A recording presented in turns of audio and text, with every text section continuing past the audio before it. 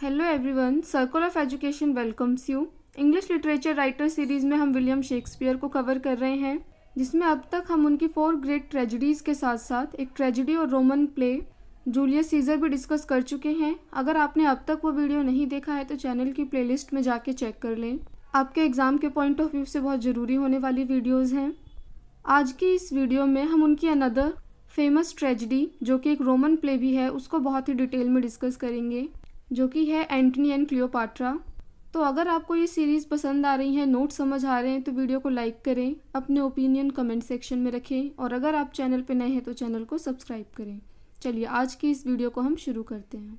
तो प्ले के full title की बात करें अगर, तो वह है the tragedy of Antony and Cleopatra, जिसका कॉम्पोजिशन डेट है 1606। ये आपको याद रखना है, फुल टाइटल पे क्वेश्चन बन जाते हैं, साथ ही कॉम्पोजिशन डेट याद रखनी है आपको। कैटेगरी की बात करें तो ये भी एक ट्रेजेडी है और ये एक रोमन प्ले है। शेक्सपियर के रोमन प्लेस पे क्वेश्चन बन चुके हैं, इसलिए आपको याद रखने हैं कि शेक्सपियर के 4 रोमन प्लेज हैं, Julius Caesar, Antony and Cleopatra, Cymbeline and Titus Andronicus. ये जो प्ले है एंटनी एंड क्लियोपाट्रा, इसकी जो सेटिंग है वो इजिप्ट में रखी गई है और कहीं ना कहीं हमें रोमन एम्पायर के भी सेटिंग देखने को मिलती है। सोर्स की बात करें अगर, तो रोमन प्लेस का सोर्स जो है वो लगभग क्या रहा है, थॉमस नॉर्थ का ट्रांसलेशन वर्क था प्लूटार्क्स लाइफ, और अनदर सोर्स है सैमुअल डैनियल का था क्लियोपाट्रा। चलिए अब कैरेक्टर्स डिस्कस कर लेते हैं। तो एंटनी एंड क्लियोपाट्रा में जो कैरेक्टर्स हैं वो काफ़ी सिमिलर हमें देखने को मिलते हैं जूलियस सीजर में भी। हम ये कह सकते हैं कि जूलियस सीजर के ही कुछ कैरेक्टर जो है यहाँ पे इस प्ले में दिखेंगे और वही स्टोरी जो है हमें मूव करती दिखेगी, इसीलिए हमने पहले जूलियस और सीजर को कवर किया था। तो अब जो है 3 रूलर्स हैं रोम के, जिनको ट्रायम्वर्स बोला जा रहा है। मार्क एंटनी, जो कि एक मिडल एज रोमन जनरल है। सेकंड है ऑक्टेवियस सीजर, जो कि नेफ्यू था, अडॉप्टेड सन था जूलियस सीजर का। तो ये जो ऑक्टेवियस सीजर है ये अपनी 20s में है। और थर्ड है लेपिडस, जिसको प्ले में बहुत ज़्यादा पावरफुल नहीं दिखाया गया है, हालांकि ये भी इन ट्रायम्वर्स का ही हिस्सा है, लेकिन ये मीडिएटर की तरह वर्क करता है एंटनी एंड क्लियोपाट्रा के बीच में। चलिए अदर कैरेक्टर्स देख लेते हैं। मार्क एंटनी की वाइफ होती है फुल्विया, जो कि प्ले में प्रेजेंट नहीं है, उसकी डेथ दिखाई जाती है प्ले में। ऑक्टेविया जो है वो सिस्टर है ऑक्टेवियस सीजर की, जिसकी शादी हो जाती है मार्क एंटनी से प्ले में, जब उसकी वाइफ फुल्विया की डेथ हो जाती है। नेक्स्ट कैरेक्टर है सेक्सटस पोम्पे। पोम्पे जो है वो सन है लेट पोम्पे का, जो जूलियस सीजर में पोम्पे था, जिसको जूलियस सीजर हरा करके आता है और रोमन सिटीजन जो होते हैं उसको वेलकम करने के लिए खड़े रहते हैं। तो उसी का जो सन है वो सेक्सटस पोम्पे है और ये नफरत करता है ट्रायम्वर्स से, उनका दुश्मन है और उनसे बदला लेना चाहता है। नेक्स्ट है मेनास एंड मेनिक्रेट्स। ये क्या है, फॉलोवर्स हैं पोम्पे के। इसमें काफ़ी सारे कैरेक्टर्स हैं और कई बार क्वेश्चन कैरेक्टर्स पे बना है, इसलिए हम माइनर कैरेक्टर्स को भी डिस्कस करते हुए चलेंगे। तो नेक्स्ट कैरेक्टर है वेरियस, जो कि पोम्पे का इन्फॉर्मर है। ये पोम्पे को इन्फॉर्मेशन देता रहता है एंटनी की एक्टिविटीज़ के बारे में, कि कब एंटनी जो है वो इजिप्ट आ रहा है या रोम जा रहा है, कब क्या कर रहा है, तो ये इन्फॉर्म करता रहता है। एंटनी के कुछ सोल्जर्स हैं, जिसमें सीलियस, स्कैरस, डेसिटास, डेमेट्रियस और फिलो है। कुछ एंटनी के फ्रेंड्स भी हैं और कमांडर भी हैं उसकी आर्मी में, जिसमें डोमिटियस, एनोबाबस, वेंटिडियस, कैनिडियस और इरोज हैं। इसमें एक कैरेक्टर है जिसका नाम एम्बेसडर है और एंटनी जो है इस कैरेक्टर को भेजता है ऑक्टेवियस के पास। क्लियोपाट्रा है नेक्स्ट, जो कि हीरोइन है इस प्ले की, क्वीन है, रानी है वो इजिप्ट की। और क्लियोपाट्रा के कुछ सर्वेंट्स हैं, जिसमें चार्मियान, इराज, एलेक्साज, डियोमेडेस है। सेल्यूलुकस है, ट्रेजरर है क्लियोपाट्रा के कोर्ट में। एक कैरेक्टर है मार्डियन, जो कि यून्यूक है क्लियोपाट्रा के कोर्ट में। अदर कुछ कैरेक्टर्स देख लेते हैं, इसमें मैसिनास, एग्रियप्पा, टॉरेस, टिहिडियाज, डोलाबेला, गैलस और सूथसेयर है।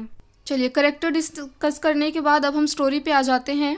तो स्टोरी के बैकग्राउंड में क्या चल रहा है पहले हम ये देख लेते हैं कि जूलियस सीजर के एंड में क्या होता है। जूलियस सीजर का असैसिनेशन हो जाता है, ब्रूटस एंड कैसियस जो है वो भाग जाते हैं, लेकिन बाद में 3 लोगों की आर्मी, जिसमें मार्क एंटनी, ऑक्टेवियस सीजर और लेपिडस होते हैं, ये अपनी आर्मी खड़ा करते हैं और डिफीट करते हैं ब्रूटस को।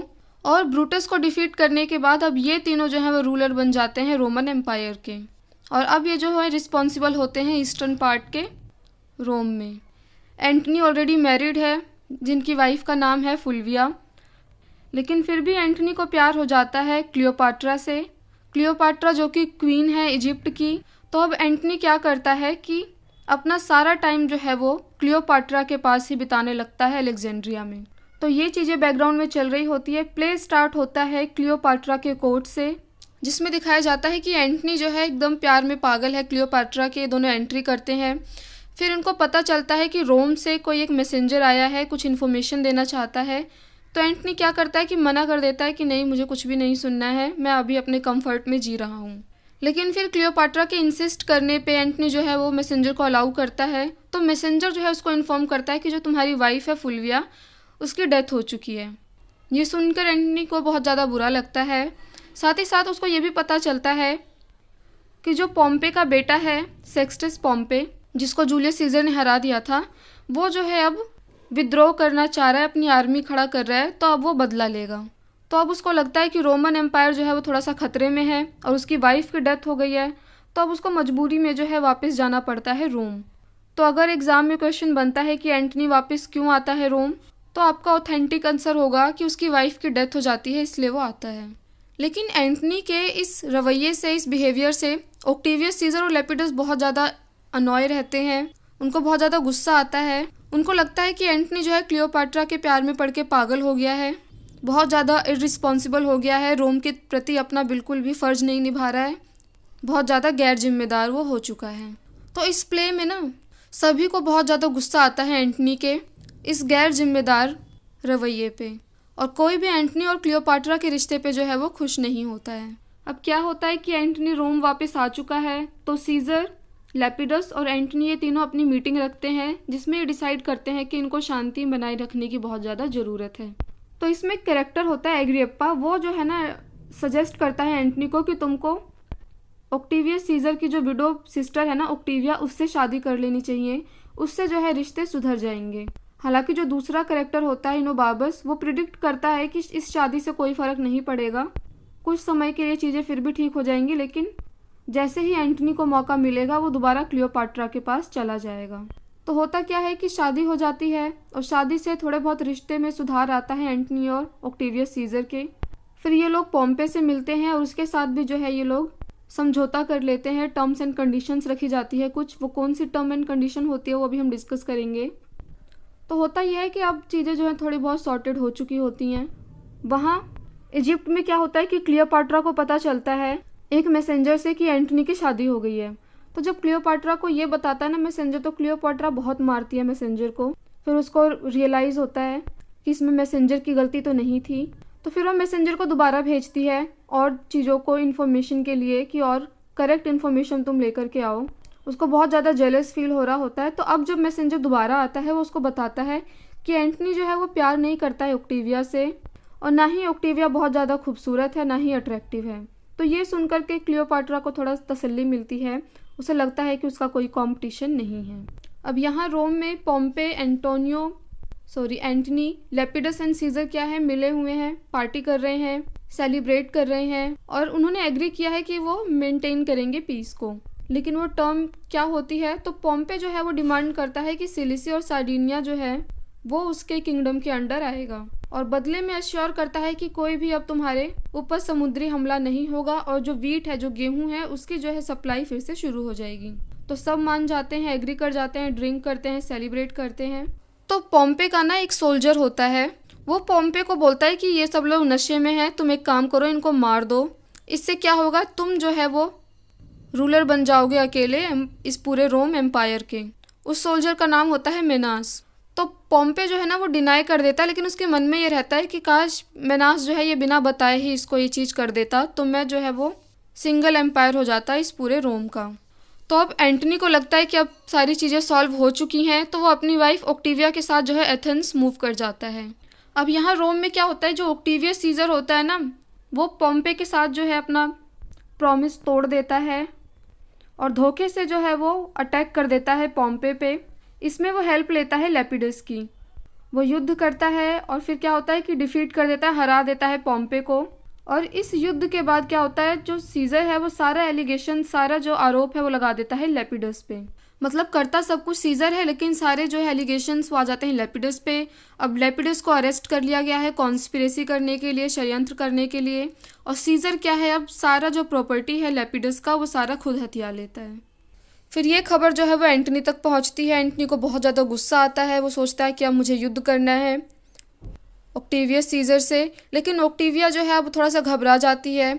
वह एंटनी को शांत करने की कोशिश करती है, क्योंकि एक तरफ उसका खुद का भाई है, दूसरी तरफ उसका हस्बैंड है। तो एंटनी क्या करता है, ऑक्टेविया से बोलता है कि तुम दोबारा से रोम जाओ, अपने भाई से बात करो। तो एग्जाम में क्वेश्चन आता है कि एंटनी ऑक्टेविया को क्यों भेजता है, तो आपका आंसर होगा रिकन्सिलिएशन के लिए। तो जब ऑक्टेविया जाती है रोम, उसके पीछे क्या करता है, एंटनी खुद वापस चला जाता है इजिप्ट क्लियोपाट्रा के साथ रहने। साथ ही सोचता है कि अगर युद्ध की नौबत आई तो मैं एक आर्मी जो है अपने साथ लेकर जाऊंगा। अब इधर रोम में जब ऑक्टेवियस सीज़र को पता चलता है तो उसको बहुत ज़्यादा गुस्सा आता है एंटनी के बिहेवियर पे, कि उसने मेरी बहन को वापस भेज दिया और ख़ुद जो है वो क्लियोपाट्रा के साथ रहने चला गया है। तो गुस्से में एंटनी क्या करता है, वॉर डिक्लेयर कर देता है एंटनी एंड क्लियोपाट्रा के खिलाफ। तो अब वॉर डिक्लेयर हो चुकी है। इनोबार्बस जो एक करेक्टर है वो एंटनी को एडवाइस करता है कि तुम जो है रोमन्स के साथ बैटल नेवी पे ना करना, मतलब समुद्र में जा कर के तुम वहाँ से बैटल मत करो, वहाँ से युद्ध मत लड़ो, क्योंकि एंटनी को ऑफर दिया जाता है कि वो कैसे लड़ना चाहेगा। और अपनी अच्छी खासी आर्मी होने के बावजूद एंटनी क्या डिसाइड करता है कि वो नेवी के थ्रू लड़ेगा। अब इजिप्टियन नेवी का क्या है ना, कि वो बहुत ज़्यादा अभी प्रोफेशनल नहीं होती है, नौसिखिया होती है। तो जब ये युद्ध के लिए समुद्र में उतरते हैं तो क्लियोपाट्रा क्या करती है, अपनी जो फ्लीट होती है ना उसको वापस उल्टा मोड़ के जाने लगती है। उसको देख करके उसके जो ऑफिसर्स होते हैं, बाकी फ्लीट्स होती हैं, वो भी वापस जाने लगती हैं। एंटनी ये देख के बहुत ज़्यादा गुस्सा हो जाता है। उसको लगता है कि क्लियोपाट्रा जो है उसको चीट कर रही है, बिट्रे कर दिया, और मजबूरी में एंटनी को भी वापस जाना पड़ता है। इससे क्या होता है कि अल्टीमेटली एंटनी जो है वो हार चुका है, सीज़र जो है वो हरा चुका है एंटनी को बड़े ही आराम से। तो अब क्या है, सीज़र भेजता है टीडियास को कि जाओ तुम क्लियोपाट्रा से बात करो, उसके साथ टर्म्स एंड कंडीशंस रखने के लिए भेजता है कि वो उसको जो है रोम वापस कर देगा अगर वो एंटनी को जो है अपने पास से अलग कर देती है। तो ये सुनकर एंटनी बहुत ज़्यादा गुस्सा हो जाता है, मैसेंजर को बहुत ज़्यादा मारता है, उसको वापस रोम भेज देता है। और गुस्से में दोबारा क्या करता है, वो बोलता है सीज़र से कि चलो 1 to 1 हो जाए, यानी हम दोनों आपस में लड़ते हैं। तो इस लड़ाई में क्या होता है, एंटनी जीत जाता है। इसी बीच क्या होता है कि जो एनोबार्बस होता है ना, उसको बहुत ज़्यादा गुस्सा आता है एंटनी पे, क्योंकि वो एंटनी और क्लियोपाट्रा के बिहेवियर से बहुत ज़्यादा परेशान होता है। तो बहुत लॉयल होने के बावजूद वो एंटनी को छोड़ देता है और चला जाता है सीज़र के पास, अपना सारा पर्सनल ट्रेजर छोड़ करके। लेकिन एंटनी क्या करता है, अब वो जीत तो चुका है उससे, सीज़र से, लेकिन सारा उसका सामान जो है वो वापस भेज देता है इनोबार्बस के पास। अब इनोबार्बस को बहुत ज़्यादा गिल्ट फील हो रहा होता है, बहुत दुखी होता है वो कि मैंने अपने एंटनी के साथ जो है ऐसा किया। तो इसी गिल्ट में जो है इनोबार्बस जो है वो मर जाता है। और इसकी डेथ से एंटनी को भी बहुत ज़्यादा दुख पहुंचता है, और वो बहुत ही खूबसूरत लाइन बोलता है, उसको हम कोर्ट्स में डिस्कस करेंगे, उसका मैं रेफरेंस दे देती हूँ। एंटनी बोलता है कि मैंने एक ऑनेस्ट इंसान को भी करप्ट कर दिया है। लेकिन फिर भी कॉन्फ्लिक्ट जो है वो चलता रहता है सीज़र और एंटनी के बीच में। इधर एंटनी बहुत ज़्यादा गुस्सा होता है क्लियोपाट्रा से, उसको बोलता है कि तुमने मुझे बिट्रे किया है। अब क्लियोपाट्रा जो है वो दोबारा से एंटनी का अफेक्शन पाना चाहती है, तो उसकी एक सर्वेंट होती है चार्मियान, वो उसको सजेस्ट करती है कि तुम अपनी डेथ की झूठी न्यूज़ पहुंचा दो एंटनी तक। उनको ये भी लगता है कि गुस्से में एंटनी जो है वो क्लियोपाट्रा को मार ना दे, तो झूठी खबर, एक र्यूमर ही फैला दो कि क्लियोपाट्रा की जो है वो डेथ हो गई है। अब एंटनी जो है वो इतना ज़्यादा प्यार करता था क्लियोपाट्रा से, तो जब एंटनी को पता चलता है कि क्लियोपाट्रा मर गई है, वो बहुत ज़्यादा दुखी हो जाता है, बहुत टूट जाता है, और अपने सर्वेंट इरोज को बोलता है कि तुम मुझे मार दो। लेकिन इरोज जो है इतना ज़्यादा लॉयल होता है एंटनी के प्रति, वो एंटनी को मारने की बजाय क्या करता है, खुद को ही मार देता है। तो एंटनी को मारने वाला कोई नहीं है, तो इससे क्या करता है, एंटनी परेशान होकर अब खुद को ही मारने की कोशिश करता है, खुद को ही बहुत ज़्यादा जख्म दे देता है। लेकिन फिर उसको पता चलता है कि क्लियोपाट्रा जो है वो अभी ज़िंदा है, तो वो रिक्वेस्ट करता है कि अब मैं अपनी आखिरी सांसें जो है वो क्लियोपाट्रा की बाहों में लेना चाहूँगा। तो एंटनी को लेकर के जाया जाता है क्लियोपाट्रा के टॉम में, और वहाँ वो उसकी आर्म्स में जो है वो अपना दम तोड़ता है। तो क्या है, अब एंटनी की डेथ हो चुकी है, और एंटनी का एक फॉलोवर होता है डेकिटास, वो इन्फॉर्म करता है सीज़र को एंटनी की डेथ के बारे में। एक करेक्टर है प्रोक्यूलियस वो जाता है क्लियोपाट्रा को लाने कि वो क्लियोपाट्रा को इजिप्ट से रोम लेकर के आएगा। और अब जो है क्लियोपाट्रा सीज़र के रहमो करम पे ही है, तो वो खुद को मारने की कोशिश करती है क्योंकि उसे लगता है कि वो अगर दुश्मन की जगह पे जाएगी तो उसके साथ क्या सलूक होगा। तो वो खुद को मारने की कोशिश करती है लेकिन वो फेल हो जाती है। तो उसको रोम ले आया जाता है, लेकिन वो क्या करती है अपने साथ एक बास्केट ले आती है। उस बास्केट में जो है जहरीले सांप होते हैं, तो वो सांप से कटवा के, जिसको एस्प बाइट बोला गया है प्ले में, कटवा के खुद को अपनी जान दे देती है। उसकी जो मेट्स होती हैं, उसके साथ आई होती हैं, वो भी क्या करती हैं, सांप के काटने से ही उनकी भी डेथ हो जाती है। तो सीज़र जब तक आता है क्लियोपाट्रा की भी डेथ हो चुकी होती है। सीज़र ऑर्डर करता है कि इन दोनों को, ये जो दो लवर्स हैं एंटनी एंड क्लियोपाट्रा, इनको एक साथ जो है वो बरी किया जाए। लेकिन इससे पहले सीज़र का इंटेंशन क्या होता है कि वो क्लियोपाट्रा को लाएगा रोम में और उसको डिस्प्ले करेगा रोम में। बट अब क्योंकि दोनों की डेथ हो चुकी है तो दोनों को ही एक साथ बरी करने का ऑर्डर देता है सीज़र, और इसी के साथ जो है ये प्ले कंप्लीट हो जाता है। तो आज की इस वीडियो को हम यहीं कंप्लीट करते हैं। उम्मीद है आपको एंटनी एंड क्लियोपाट्रा की स्टोरी बहुत ही अच्छे से समझ आ गई होगी। अगर आपको वीडियो पसंद आ रही है, नोट समझ आ रहे हैं, तो वीडियो को लाइक करें, अपने ओपिनियन कमेंट सेक्शन में रखें, और अगर आप चैनल पर नए हैं तो चैनल को सब्सक्राइब करें। Thanks for watching this video.